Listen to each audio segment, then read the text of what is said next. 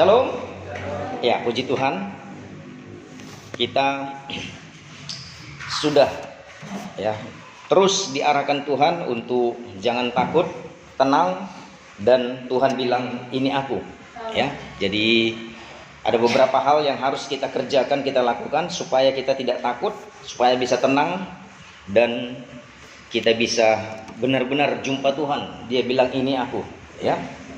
Yang pertama, mari bangunlah mesbah di rumah, ya. Di gereja ini 3 kali, ya, kita 3 macam, ya. Kita boleh bersama-sama membangun mesbah dalam tubuh, ya, dan secara pribadi masing-masing di rumah, ya. Lalu panggil nama Tuhan setiap hari. Saya selalu bilang sebelum kita melakukan aktivitas apapun, bangun pagi, jumpa Tuhan dulu, ya. Tegur Tuhan, ya, katakan terima kasih karena masih bisa bangun, ya. Lalu kalau bisa baca firman Tuhan, ya, renungkan, lakukan. Dan itu bagian, ya, dari menggali sumur, ya. Jadi 3 hal ini, bangun mesbah, hubungan intim dengan Tuhan, panggil namanya, dan gali sumur, ya. Gali firman Tuhan sampai ketemu, ya, ketemu dengan air hidup. Amin. Puji Tuhan. Sekarang, ya, kita lanjut dengan kaitan dengan itu. Topiknya, mari, ya, kita mau menggoncangkan dunia atau bikin gemuruh surga. Haleluya. Ya, ini topik kita, ya. Bikin surga itu tepuk tangan, gemuruh dia, ya, bagaikan desau air bah, ya, atau goncangkan dunia, ya. Dunia heran, ya, dunia kagum, ya. Jadi saya pernah pertama kali nonton langsung live sepak bola di Stadion Teladan, ya. Itu baru 10.000 orang kapasitasnya, ya. Senayan Jakarta, ya, Istora, lapangan sepak bola Soekarno Hatta itu bisa 100.000, ya. Bahkan pernah membludak hampir 150.000. Nah, bayangkan waktu kami nonton hanya 10.000, waktu PSMS menggolkan, ya, ke gawang lawan, semua suara hampir 10 menit, ya, riuh reda, ya. Wow, semua trompet bunyi, drum bunyi, segala macam, ya. Sepertinya panggung, ya, atau podium, atau, ya, tempat kita berdiri goyang, ya. Jadi demikian juga kita nonton di televisi Indonesian Idol, ya. Kalau orang yang di studio itu mungkin, ya, bertepuk tangan dengan sangat, ya, riuh, ya, hampir dikatakan, ya, gedung itu seperti pecah, ya. Seperti itulah, ya, suara gemuruh, ya. Nah, sekarang pertanyaannya, bagaimana caranya membikin dunia goncang dan surga gemuruh, ya. Surga itu sukacita. Bisakah kita membikin ini, ya? Jadi inilah sebenarnya yang ditunggu-tunggu Tuhan, ya. Tuhan selalu rindu menanti-nantikan apa yang sudah berlalu, ya. Kalau dulu ada nabi yang bisa mengalahkan 450 nabi Baal, ya, 1 lawan 450, ya. Tapi yang satu menang, ya. Terjadi kegoncangan yang luar biasa. Lalu dalam perjanjian baru, ya, dalam Markus pasal 2, coba kita baca, ya. Orang takjub, kayak gini belum pernah kami lihat ini sebelumnya nih, ya. Di dalam Markus 2, ya, ini judulnya orang lumpuh disembuhkan. Nah, di sini diceritakan bagaimana 4 orang sepakat sehati, ya. Ini bicara kelompok Hapruta, mengangkat orang lumpuh, digotong dengan tilem-tilemnya karena udah nggak bisa jalan lagi. Dan ketika sampai ke rumah di mana Yesus sedang khotbah, sedang mengajar, nggak bisa masuk. Lalu mereka kompak, mereka mengangkat orang lumpuh ini dari atas, ya, dari atap, ya, lalu diturunkan. Nah, setelah terjadi, ya, kuasa yang hebat dan Tuhan bilang dosamu diampuni, ya, ada yang protes, loh, ini siapa rupanya bisa mengampuni dosa?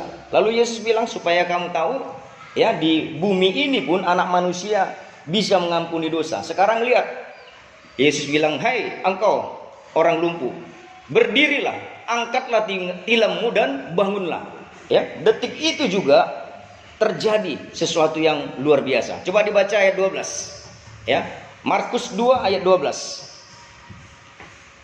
Dan orang itu pun bangun, segera mengangkat tempat tidurnya dan pergi keluar di hadapan orang-orang itu, sehingga mereka semua takjub lalu memuliakan Allah. Katanya, yang begini belum pernah kita lihat.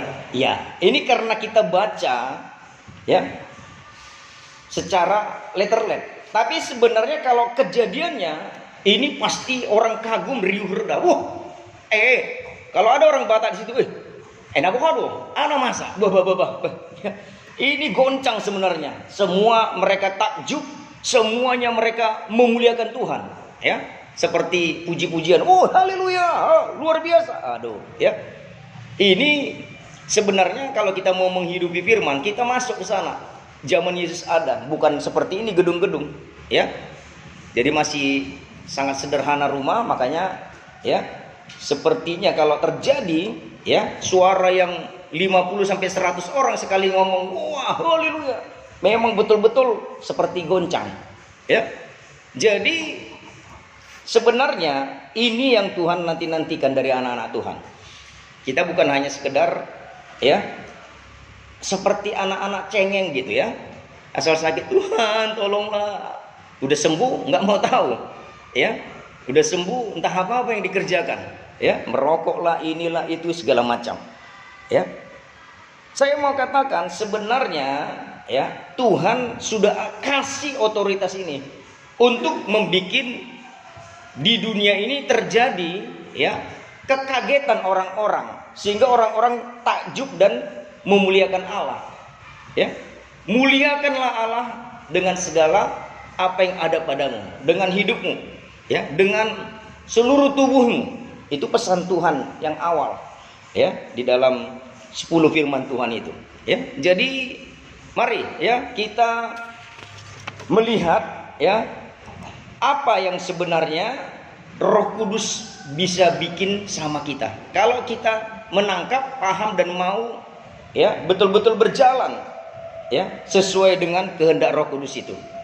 Ini yang membuat surga itu akhirnya gemuruh dia. Ya, mungkin sudah lama surga nggak gemuruh ya di Indonesia khususnya. Karena apa? Karena orang hanya fokus sama COVID, nangis-nangis, ada yang meninggal keluarganya, nangis-nangis lagi ya. Sehingga hampir tidak terjadi kedahsyatan kerajaan surga. Bahkan banyak pendeta yang ya meninggal juga. Orang bilang, ya mana kuasa tengkingan-tengkingan itu gitu ya.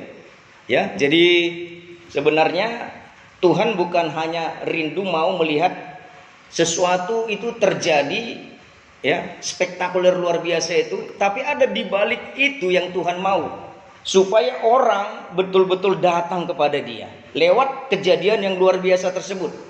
Amin. Haleluya. Ya, bukan hanya aku diberkati luar biasa, tapi waktu ya kita diberkati luar biasa itu apa yang membuat surga tepuk tangan? Ya, apa yang membuat surga itu nggak bisa ya sunyi senyap tenang lagi, tetapi betul-betul ada suasana pesta. Ya, mari kita lihat di dalam Lukas 15. Coba kita lihat apa kata firman Tuhan. Lukas 15 mulai ayat 7. Ya, mari kita baca. Aku berkata kepadamu, demikian juga akan ada sukacita di surga karena satu orang berdosa yang bertobat, lebih daripada sukacita karena 99 orang benar yang tidak memerlukan pertobatan. Amin. Ya, ini bicara tentang domba yang hilang. Ya, ada satu aja domba yang hilang, 99 enggak. Tapi gembala ini meninggalkan yang 99 ini di tempat penggembalaan karena nggak sesat dia, aman di situ. Harusnya teorinya udah masih ada 99 lagi kok, ya satu ya udah biarilah situ. Ya, tetapi firman Tuhan justru berkata, aku berkata kepadamu, demikianlah juga ada sukacita di surga. Amin. Ada sorak-sorai tadi seperti nonton bola, gol, wah. Haleluya gitu. ada sorak-sorai, sukacita. Karena apa? Bukan karena diberkati, ya, bukan karena orang itu sembuh tadi, tetapi karena ada pertobatan. Amin. Ya.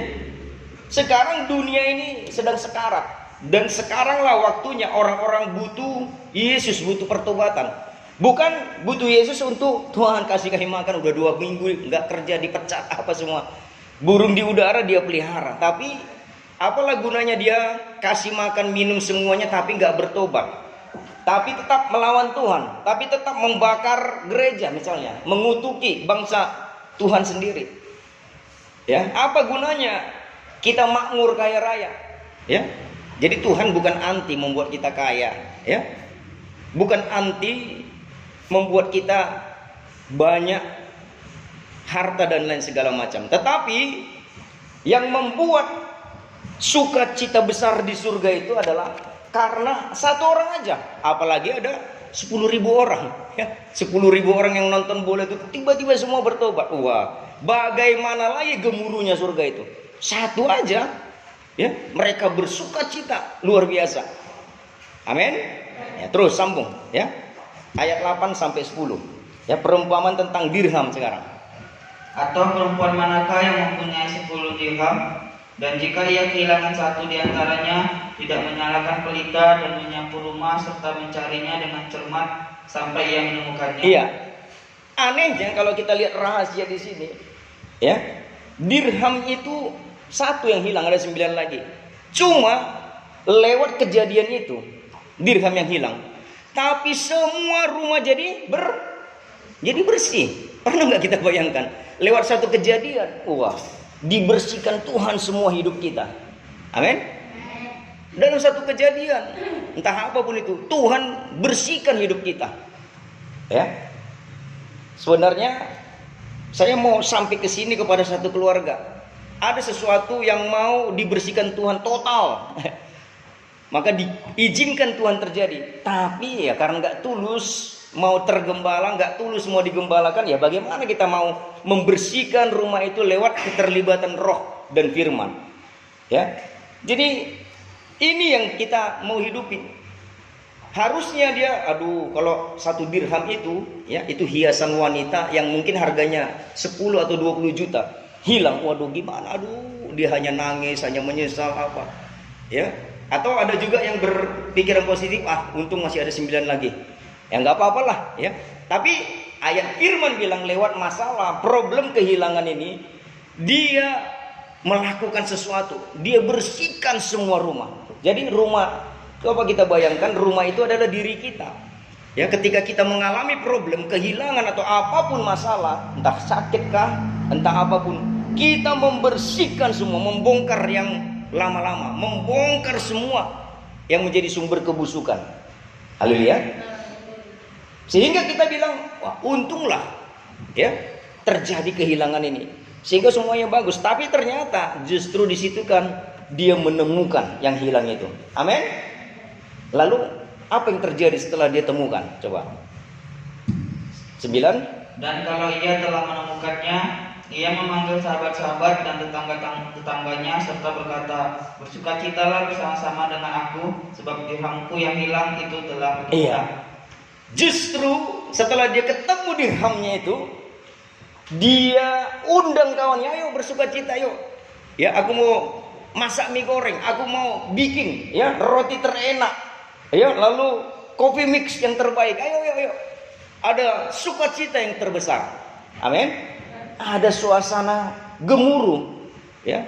Harusnya dia merasa, gila, aku ngundang orang segala macam, tapi justru dia sangkin sukacitanya, dia berkorban apapun. Terus ayat 10 bilang apa coba? Aku berkata Ya, kepadamu, aku ngomong, aku bicara, kata Tuhan, kepada kalian. Terus demikian juga akan ada sukacita pada malaikat-malaikat Allah karena satu orang berdosa yang bertobat. amin. Surga itu pesta pora, goncang, ada suara gemuruh. Haleluya. Karena satu orang loh, bukan karena kita dapat kepala kerbau dari emas sebesar 10 kilo. Satu gram aja sekarang hampir 900.000 ya. Bayangkan kalau 100 kilo. Ya. Kalau 1 juta itu ya. Itu 100 kali 1000 gram. Ya. 100.000 gram kali 1 juta, entah berapa. Kalau 100 kilo. Haleluya. Haleluya. Tapi ternyata malaikat surga dan Allah sendiri nggak pernah bersuka cita karena mendapatkan 100 triliun misalnya. Tapi hanya satu manusia, satu pertobatan, satu orang yang kembali kepada Tuhan, bertobat, surga gemuruh, malaikat tepuk tangan, oh hore, amin, haleluya. Nah inilah yang mau kita kerjakan bersama-sama semua. Kita buat geger surga itu dan kita goncangkan dunia. Amin. Bagaimana caranya? Enggak perlu kita tinggalkan bisnis, usaha, kerjaan apa segala macam. Yuk kita sekolah kita semua, enggak. Ya. Haleluya. Amin, saudaraku. Ya, coba kita Wahyu 19 ayat 6. Mari. Ya.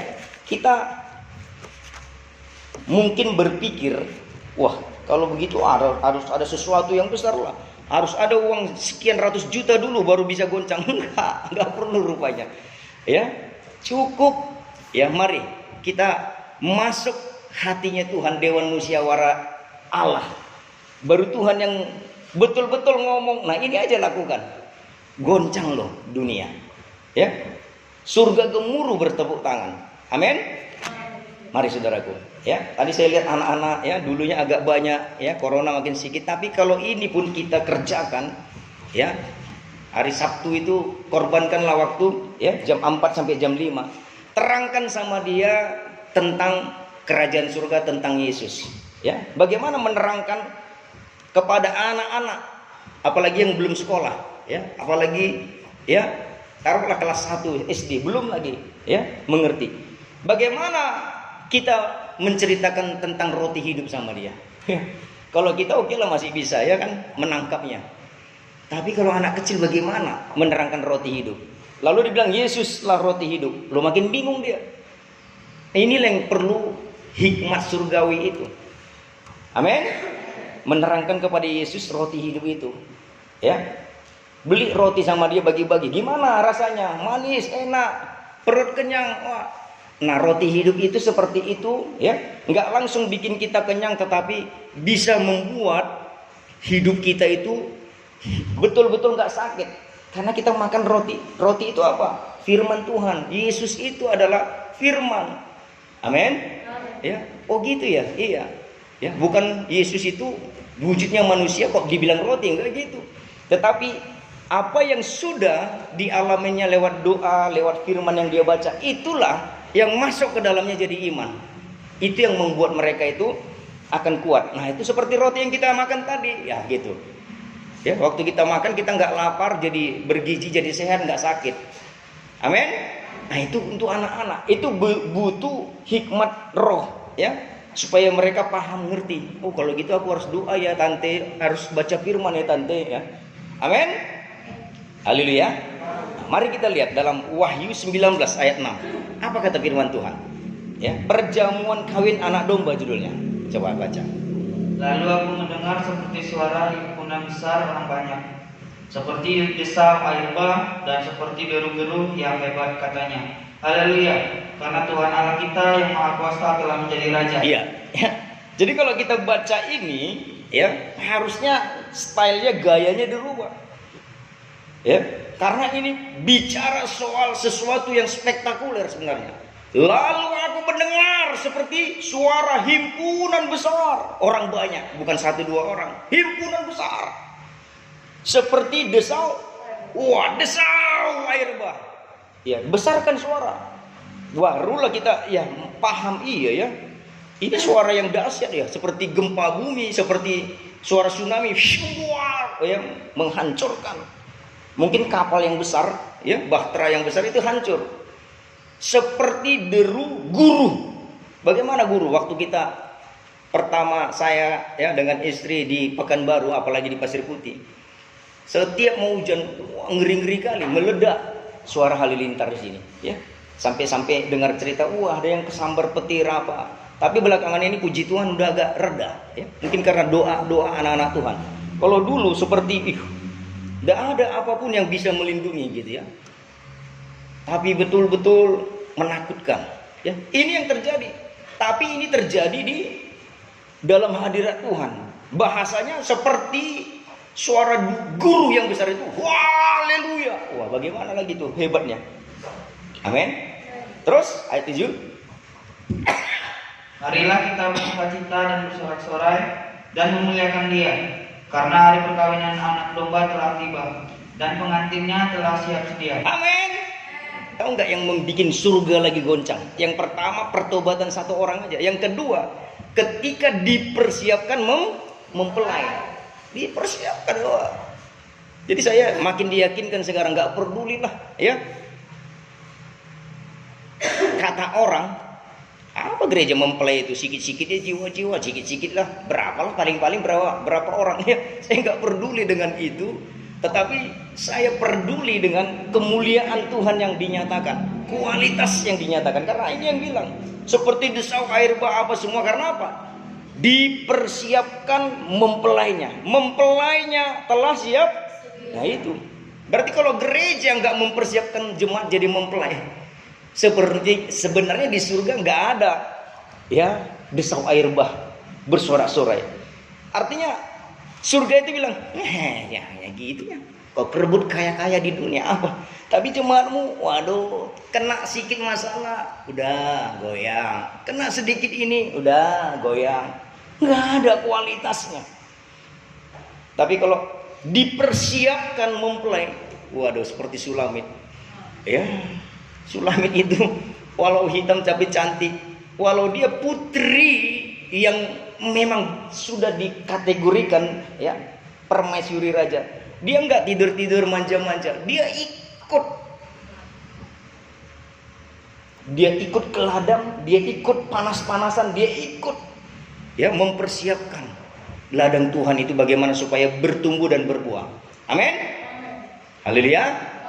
Inilah sebenarnya mempelai. Mempelai itu apa? Dia ikut dalam persiapan kedatangan Tuhan. Dia ikut dalam kegerakan pertobatan orang-orang. Dan gak cukup. Ada gereja memang peduli dia dengan amanat agung, gerakan orang-orang. Tapi setiap ada orang bertobat, lari lagi 3 bulan, 4 bulan atau 1 tahun kemudian. Kenapa? Karena gak dimuridkan sampai dewasa penuh, sampai jadi mempelai. Rupanya itu bagaikan 2 rel kereta api. Ya, satu ya amanat agung, satu lagi pendewasaan, firman pengajaran. Itulah namanya Injil kemuliaan. Injil kemuliaan itu ada ya bagaikan 2 rel kereta api. Satu Injil keselamatan, satu Injil kemuliaan yang membawa umat Tuhan itu jadi sama mulia dengan Kristus, atau istilah visi kita segambar dengan Kristus. Itulah dewasa rohani. Amin. Haleluya. Kalau cuma kita bawa-bawa lah orang, ya 10 kita kenal, ayo kita ke gereja sana, mantap, yuk. Tahun depan udah dibawa lagi ke gereja lain, entah ngapain loh, mutar terus. Ya. Yang pertama, surga bikin gemuruh, mereka tepuk tangan, goncang dunia waktu ada pertobatan. Amin.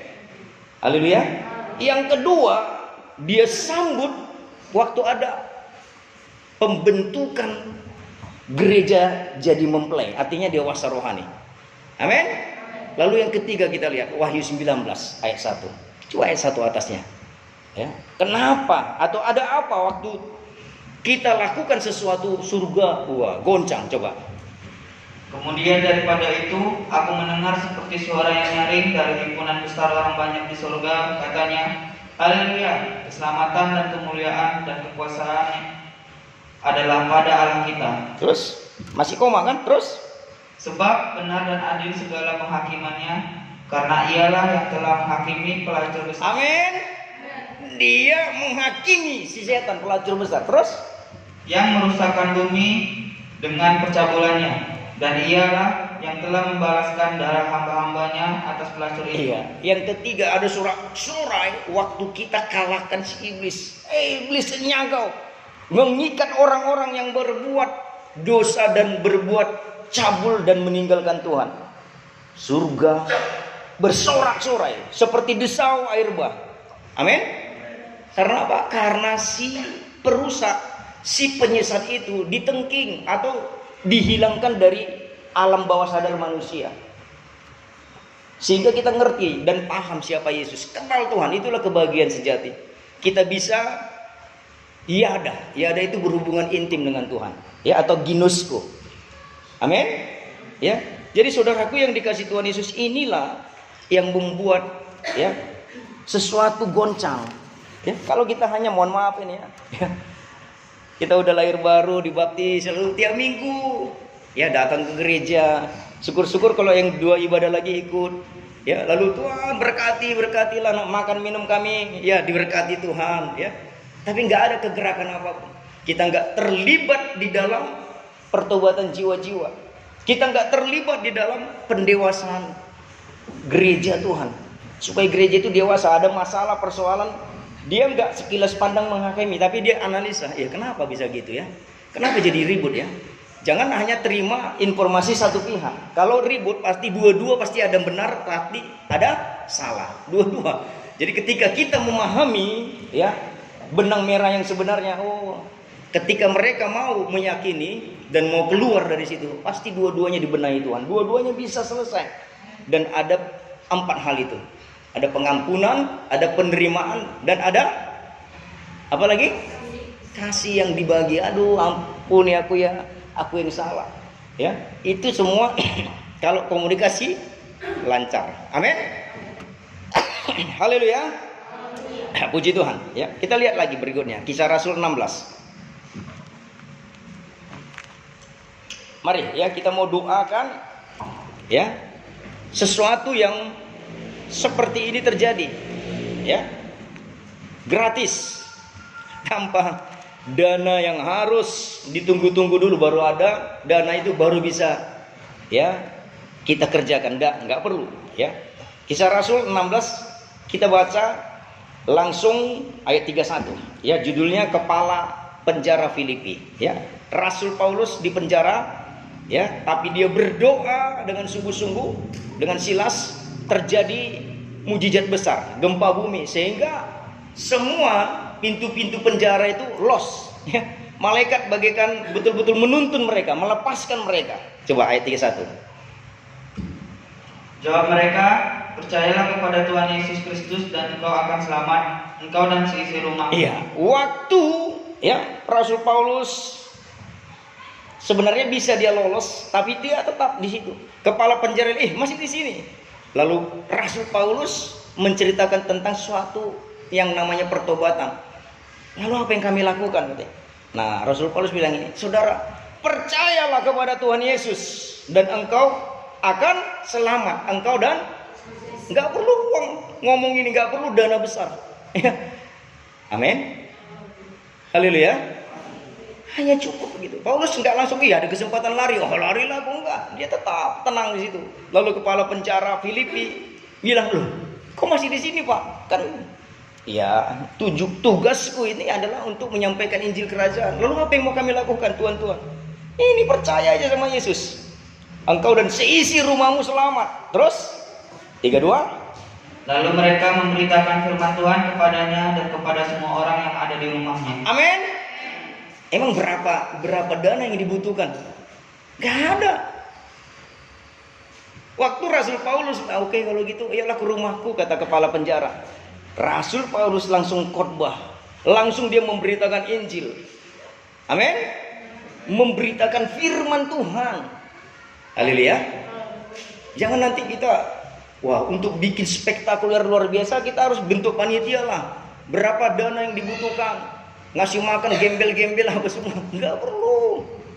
Haleluya. Kita tinggal masuk dewan musyawarah Allah, mau secara pribadi, suami istri, atau mau sama-sama, ayo. Nanti Roh Kudus akan tuntun. Ini loh, ada orang yang sakit di sana, datangi aja, gratis. Terus akhirnya mereka menerima firman 33. Pada jam itu juga kepala penjara itu membawa mereka dan membasuh bilur mereka. Terus seketika itu juga ia dan keluarganya memberi diri dibaptis. haleluya. Detik itu kepala penjara dibaptis bayangkan kepala penjara dan seisi rumahnya. Lalu apa yang terjadi? 34. Lalu ia membawa mereka ke rumahnya dan menghidangkan makanan kepada mereka. Amin. Pesta besar. Rasul Paulus yang tadinya orang tahanan diundang. Kepala, Bu. Ya, kepala penjara. Bikin makan. Kami udah bertobat semuanya, udah terima Yesus, sukacita. Seisi rumah itu goncang. Haleluya. Terus, Dan ia sangat bergembira bahwa ia dan seisi rumahnya telah menjadi percaya kepada Allah. amin. Ini yang bikin dunia geger goncang. Ada sukacita karena seisi rumah percaya kepada Allah. Ada suasana kerajaan surga. Ada suasana pesta besar. Amin. Haleluya. Nah, inilah yang dinanti-nantikan surga itu. Duh, kapanlah kami marpesta, ya. Kalau saya ibaratkan, selama nggak ada orang dibaptis bertobat, surga itu hanya, ya, ada sukacita sih ada, tapi biasa-biasa. Tapi begitu ada yang dibaptis diselup, AAK bilang, pedang amanat agung, wah, setelah dibuka berdarah-darah dia, ya, berdarah-darah. Maka surga itu, hore, pesta besar, ayo kita potong. Kalau ada gondit, ada apa, mungkin, ya, ini ilustrasi. Ayo barulah kita makan ayam panggang, apa segala macam. Kalau nggak makan buah-buah aja gitu misalnya. Nah, itu ilustrasi. Ada suasana sorak-sorai yang luar biasa. Amin. Seperti Wahyu bilang tadi, desau air bah. Ya, ini sebenarnya yang benar-benar dinanti-nantikan. Haleluya. Ya. Jadi bagaimana caranya supaya surga itu sukacita bersorak-sorai? Ya, kita juga di dunia ini bisa. Waktu ada orang bertobat, ayo kita bikin pesta lah Pak. Aku bersyukur ini. Zakheus ketika dia bertobat 40 kali lipat ku ganti loh orang-orang yang pernah ku kerjai. Aku mengembalikan semua apa yang pernah, ya, ku rampas atau apa segala macam. Dia betul-betul dijamah roh dan bikin pesta besar, makan orang banyak. Amin. Amin. Haleluya. Mari saudaraku, ya, kita diingatkan Tuhan ini nggak perlu uang besar, uang banyak, nggak perlu bikin panitia, ketua panitianya si A si B, ya, tapi biarlah kita kembali, ya, kepada inti hatinya firman Tuhan ini. Ya, kita kembali kenapa Tuhan berbicara kepada Ishak, jangan takut Ishak, ini aku, ya, tenanglah. Kenapa Tuhan ngomong sama murid-muridnya waktu terjadi, ya, angin sakal, dia datang, ini aku nak, tenang, ya, jangan takut, jangan khawatir. Haleluya. Ya, karena Tuhan itu betul-betul mau, ya, dalam ketenangan, dalam kedamaian, kita ngerti hatinya Tuhan. Ini loh yang mau kalian bikin, bukan minta jadi kaya aja, nggak salah loh. Sekali lagi nggak salah, silakan kalian kaya apa segala macam, tapi bikinlah surga itu gemuruh, bikinlah surga itu tepuk tangan luar biasa. Haleluya. Dan bagi kita, mari, ya, kita masuk ke dalam 3 hal itu supaya terjadi itu. Ya, bangun mesbah dulu, hubungan intim dengan Tuhan, panggil nama Tuhan. Tuhan, di mana engkau? Baru dia datang, lalu gali nih firman, ya, oh ini rupanya, ya, yang membuat surga bertepuk tangan malaikat, waduh, luar biasa. Haleluya. Ya, ini yang bangun mesbah, panggil nama Tuhan, itulah koram diu. Ya, mari, ya, kita gairahkan lagi. Bila perlu supaya nggak kemalaman pulang Rabu dan Jumat, jam 7 kita bikin teng, udah, yang terlambat nggak apa-apa, masuk aja, nggak dihakimi, balik aja jam 7 lagi, nggak usah setengah 8, supaya jam 8.30 udah pulang, cukup 1,5 jam. Betul loh, dalam koram deo itu bener loh. Siapa yang sakit, Tuhan ngomong ini loh obatnya. Siapa yang lagi goncang, siapa lagi, ya, hidupnya, Tuhan kok aku kehilangan apa ini arah, kok aku nggak ngerti lagi, aduh, gelisah hidupku Tuhan. Ya, baru-baru ini ada hamba Tuhan loh, ya, kena COVID tapi udah sembuh, dia bilang, loh, aku kok kena khawatir ini, nggak jelas tak kenapa loh. Saya berpikir dalam hati nih, ya, ada rupanya roh khawatir itu, ya. Aku pikir, ya, nggak ada, ternyata memang benar. senior, udah banyak kali murid dan memang sudah ya luar biasa dipakai Tuhan. Tapi dia bilang, setelah aku pulang ya dari isolasi di rumah sakit, udah sembuh loh, tapi kok sekarang ini kok aku ketakutan, khawatir. Saya pikir benar juga, rupanya ada roh kegelapan itu yang menyerang. Ya, bicara senioritas ya senior. Ya, banyak anak-anak rohaninya yang udah jadi pendeta ratusan dibimbingnya. Itu loh.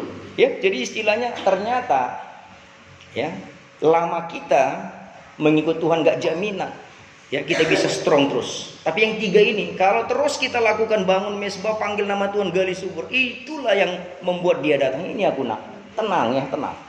Amin. Benar loh, betul. Coram Deo. Makanya saya bilang, ayo kelompok berdua bertiga. Bapak-bapak, mohon maaf ya, setelah Covid harusnya kita sekali sebulan, minggu pertama ayolah. Tapi karena Covid terhenti ya, ayo kita bikin lagi. Ya kalau cuma 4 orang, 5 orang kita ya jauh-jauh, kenapa rupanya? Tapi kita satu roh, satu pengajaran itu, dan memang kuat, gak gampang difitnah orang, digoncang-goncang. Ya, gak bisa kita digoncang-goncang, dibilang si A begini, dibilang si B begini. Lalu karena kita nggak ada lagi persekutuan, nggak ada lagi komunikasi, nggak ada 4 pilar itu, wah langsung ambil tindakan sendiri bisa loh. Ya, buyarlah semuanya apa yang mau direncanakan Tuhan. Haleluya. Mari kita betul-betul loh sekarang bangun. Ya, bangun mesbah ini bukan segampang apa yang ngomong bangun mesbah, bukan. Ya, mesbah itu bagaimana? Kalau kita belajar tabernakel ya, itulah ukuran mesbah. Ada ukurannya semua loh. Ada. Jangan melenceng 1 senti pun. Kalau melenceng 1 senti pun gak seukuran dengan Tuhan. Oh, Tuhan bilang aku gak berkenan.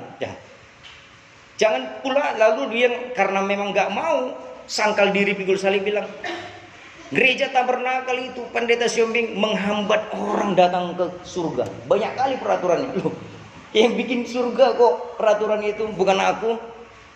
Kita supaya betul-betul sesuai standar Tuhan. Supaya jangan kecewa kita waktu kita kena angin sakal, Tuhan mau datang, kita nggak kenal dia, lalu menolak dia. Sama seperti Farisi dan Saduki ahli Taurat. Datang Yesus Mesias, digantungnya di salibnya. Ya, bayangkan coba, dia udah datang menolong, dibilang hantu lagi. Ya, betapa sakitnya hati Tuhan. Kalau Tuhan itu mungkin saya, si mau udah mau gue tolong kau bilang pula aku hantu, udah biarlah kau tenggelam situ, aku cari murid lain. Wah, mungkin gitu. Untung dia bukan saya, dia itu Tuhan Allah yang hidup, memang betul-betul rancangannya itu sempurna, gak ada yang gagal, dan ukurannya itu pas semuanya. Amin. Ya, mari kita bangun Coram Deo betul loh. Hari-hari terakhir ini bukan lagi dipandang Tuhan siapa gereja terbesar, aku berkenan. Gereja terbesar sekarang dibikin peraturan yang lebih rumit.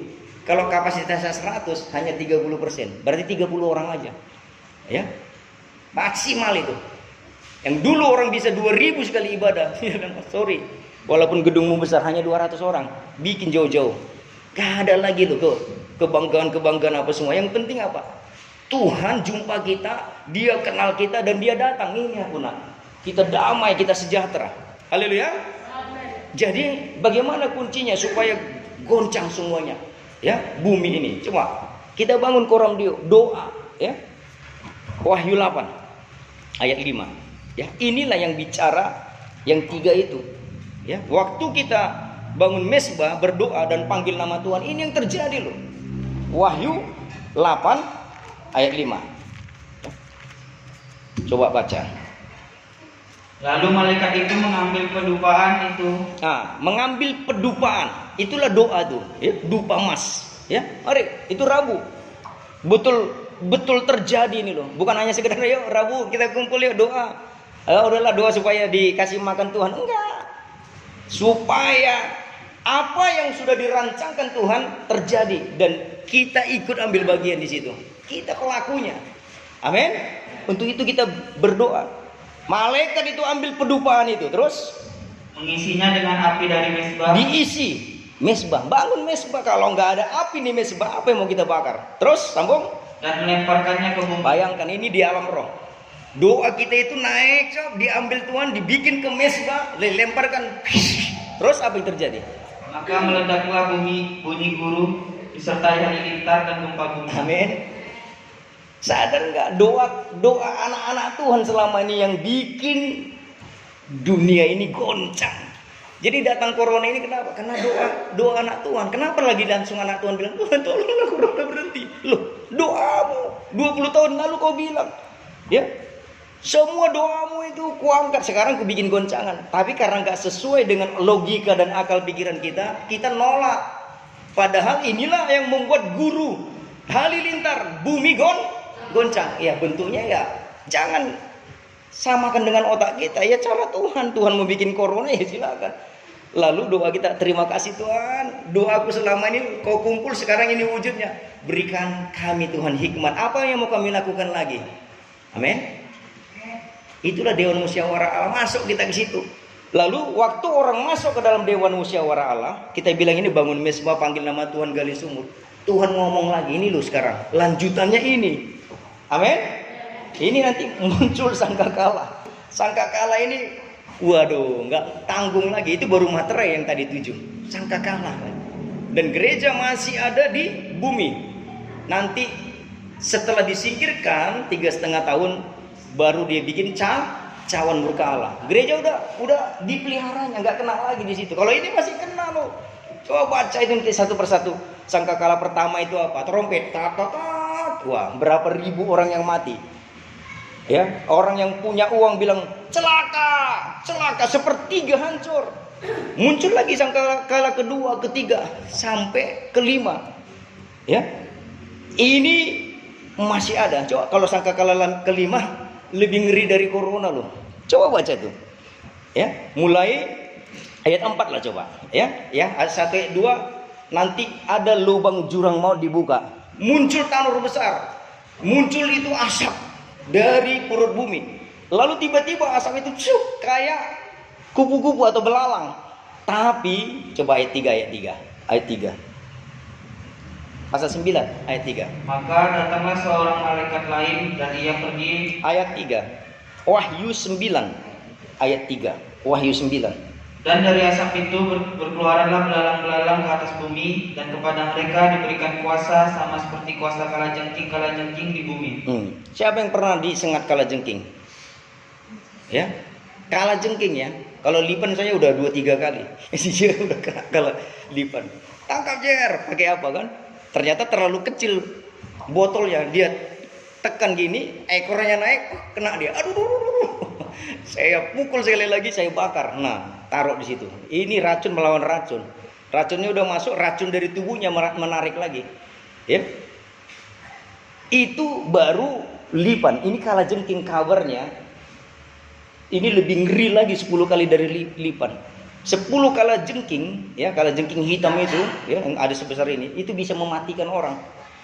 Ya, lipan belum bisa mematikan, tapi bikin ya di lokal yang dia gigit, wah itu bisa terjadi ya infeksi yang luar biasa, sakit luar biasa. Tapi anehnya coba lihat ya, ini baru jelas nanti siapa yang beriman, siapa yang sungguh-sungguh. Kalau sekarang kan pendeta pun kena corona. Coba ayat 4. Kalau di sini nggak bisa main-main loh. Makanya kita lari betul-betul Koram Dio. Ayo Koram Dio, nangis di hadapan Tuhan, nangislah. Panggil namanya, betul-betul panggil. Coba ayat 4. Baca. Dan kepada mereka dipesankan supaya mereka jangan merusakkan rumput-rumput di bumi atau tumbuh-tumbuhan ataupun pohon-pohon. Makanan dari belalang ya ini pohon apa segala macam. Saya tanam tomat di situ. Pagi-pagi gue tengok kadang-kadang ada ya belalang yang kecil, ada yang agak besar juga. Itulah makanan belalang. Tapi ini coba terus. Melainkan hanya manusia yang tidak memakai materai Allah dan tidak. Di sini baru nanti. Kalau sekarang belum. Orang masih bilang gak usah gereja lah, udah ditutup gereja. Ya. Enak. Yang memang dari dulu gak selera gereja, ini kesempatan gak gereja. Udah mantap lah udah. Memang dari dulu pun gak ada seleranya, tapi ketika muncul ini sangkakala kelima, gak bisa. Muncul lebih ganas dari corona. Ini terang-terangan dia. Ya, datang dan dia gak merusak rumput, melainkan hanya manusia yang tidak memakai materai Allah. Bayangkan gak pernah tumbuh rohnya, nggak pernah tumbuh imannya, nggak pernah kasihnya itu tumbuh.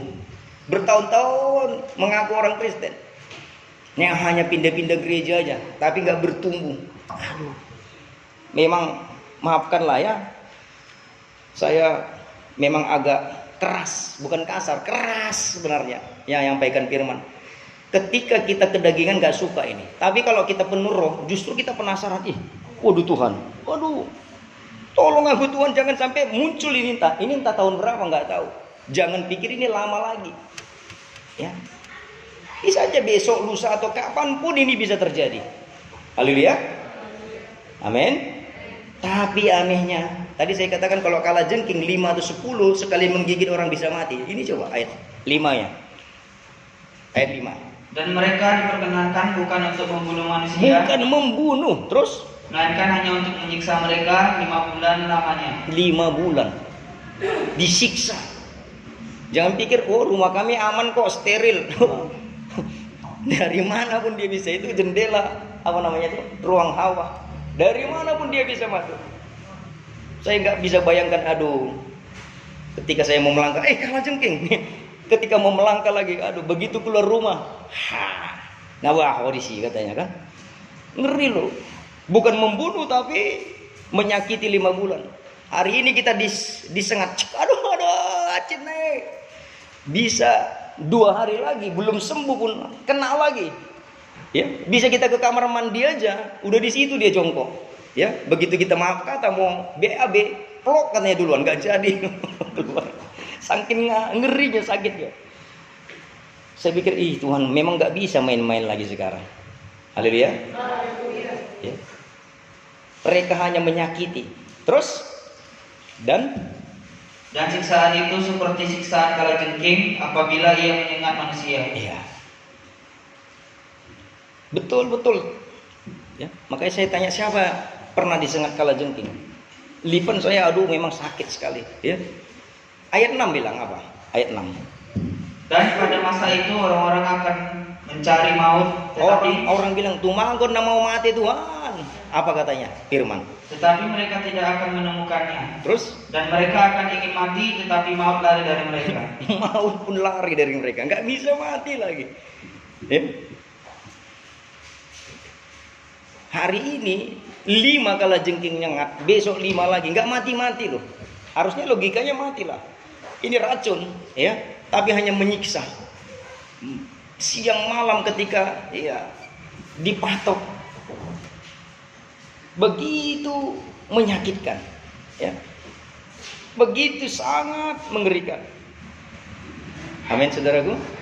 Ya, bentuknya nggak tahu gimana. Kalau ayat 7, 8, 9, ya, penampilannya itu seramnya bukan main. Coba ayat 8. Ayat 8. Dan rambut mereka sama seperti rambut perempuan, dan gigi mereka sama seperti gigi singa. Terus? Dan dada mereka sama seperti baju zirah, dan bunyi sayap mereka bagaikan bunyi kereta-kereta yang ditarik banyak kuda yang sedang lari ke medan peperangan. Berarti banyak kali jumlahnya, dan sekali dia terbang, wah, seperti orang perang. Saking banyaknya kalajengking itu, ya, dia jalan seperti, waduh, ya. Saudara yang dikasih Tuhan Yesus, ya, mari ya, kita datang kepada Tuhan dengan benar-benar, ya, terbuka di hadapan Tuhan, ya. Kalaupun itu terjadi, ya, sudah dibikin Tuhan skenario, ya. Jangan sampai anak-anak Tuhan yang sungguh-sungguh ikut Tuhan menderita di sini. Dia kasih jalan keluar. Ini serius. Hanya yang nggak pakai materainya aja yang disiksa itu.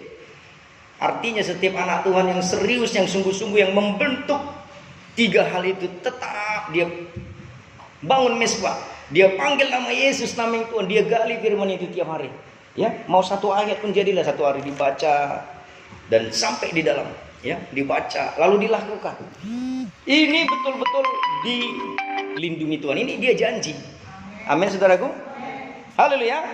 Ya, jadi mari, ya, kita mulai belajar, ya, untuk bangun ini. Ya, ini ada satu cerita, ya, ilustrasi.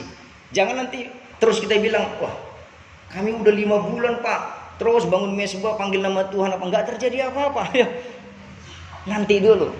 Ya, ini ilustrasi mari, ya. Suatu saat di suatu kampung, ya, ada seorang anak muda baru 17 umurnya, ya. Katakanlah, ya, menjelang 17. Ya, lalu ada, ya, seorang cendekiawan, pokoknya orang yang anggap di situ sangat dihormati. Lalu dia bilang, "Pak, bagaimana caranya supaya hidupku nanti suatu saat, ya, paling tidak makmurlah apa, ya, dan tetap sehat." Lalu, ya, kita katakan opung ini sarankan, kau lihat nggak batu di situ? Ada batu sebesar pohon matoa itu, ya, besar sekali, dan kira-kira 100 ton. 100 ton itu 100.000 kilo, ya. Tiap pagi kau pergi ke batu itu, sorong dia. Pokoknya sampai dia bergerak, sorong tiap hari. Oh gitu aja? Iya gitu aja. Ya, itu aja latihan. Iya.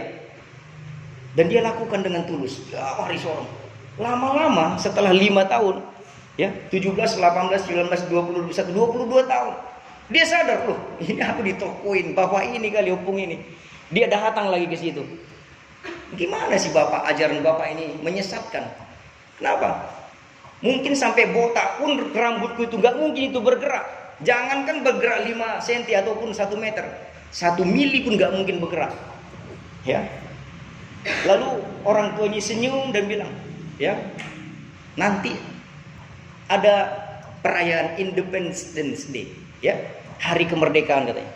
Kamu ikuti salah satu lomba, apa yang kamu suka? Ya, karena zaman itu perlombaan itu bukan kayak modern sekarang. Lomba panco, ya, lomba apa namanya itu, membelah kayu apa segala macam.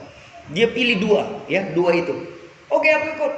Ya, lalu waktu terjadi perlombaan, wah, gampang kali dia mengalahkan orang. Juara 1 dia. Membelah kayu, ya, kayu yang bulat. Langsung sekali pukul. Juara 1, 2 kejuaraan. Dan 1 kejuaraan hadiahnya 50 juta. 2 jadi 100 juta. Lalu bapak itu muncul. Gimana? Apakah target yang kubilang itu batu atau siapa? Lalu dia terangkan, batu itu memang gak goncang, bahkan bergeser 1 mili pun gak. Tapi apa yang terjadi dalam tubuhmu? Kau punya otot-otot yang kuat, yang betul-betul terlatih. Bayangkan 5 tahun kau latihan dorong terus dengan kuat tenaga. Kamu punya otot-otot terlatih yang luar biasa. Sekarang waktu kau perang, gampang aja semua. Ya, musuh-musuhnya dalam pancu kalah semua.